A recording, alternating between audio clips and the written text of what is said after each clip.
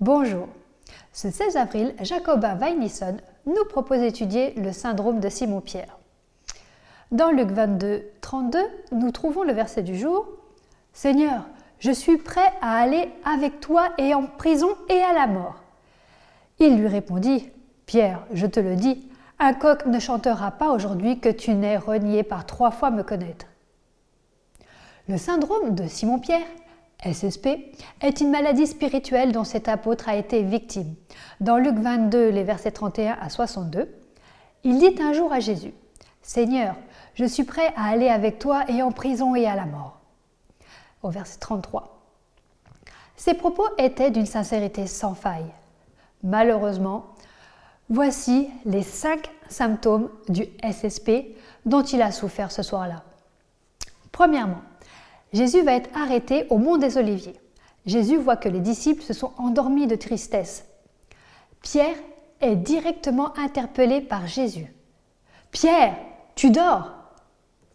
Le deuxième SSP est prêt à se déclarer. Le deuxième. Lors de l'arrestation de Jésus, Pierre se réveille et pris de panique, il perd le contrôle de lui-même. La colère l'emporte. Alors Pierre frappe l'oreille du serviteur du grand prêtre qui vient arrêter Jésus. Le troisième SSP n'est pas loin. Le troisième donc. Pierre suit Jésus qui est emmené dans la maison du grand prêtre. Il profite de l'obscurité pour se mêler à la foule et suivre Jésus de loin. Vouloir suivre Jésus sans se faire remarquer est un symptôme d'alerte, car c'est l'étape la plus glissante pour descendre encore plus bas vers le 4e symptôme du SSP. Donc pour le 4e, Pierre s'assoit et se réchauffe à côté des moqueurs. Ce n'est pas pour évangéliser, mais c'est pour se conformer à eux dans le but de cacher son identité.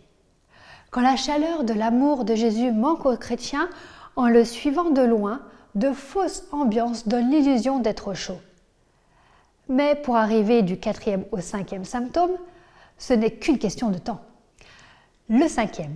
Autour du feu, une servante dit à Pierre « Celui-ci était aussi avec Jésus. » Mais il le nie en disant « Femme, je ne le connais pas. » Il fait semblant de ne rien comprendre. Il touche le fond, d'où personne ne sort si ce n'est par la grâce divine et la foi authentique du salut en Jésus-Christ. Contrairement à une maladie comme le sida, le SSP peut être guéri. Jésus, sans le juger, a regardé Pierre et ce regard l'a percé jusqu'au fond de son âme et l'a entièrement converti. Il s'est réveillé. Il s'est repenti. Je crois que ce passage parle encore aux chrétiens aujourd'hui. Puissent ceux qui dorment rencontrer ce regard divin qui réveille.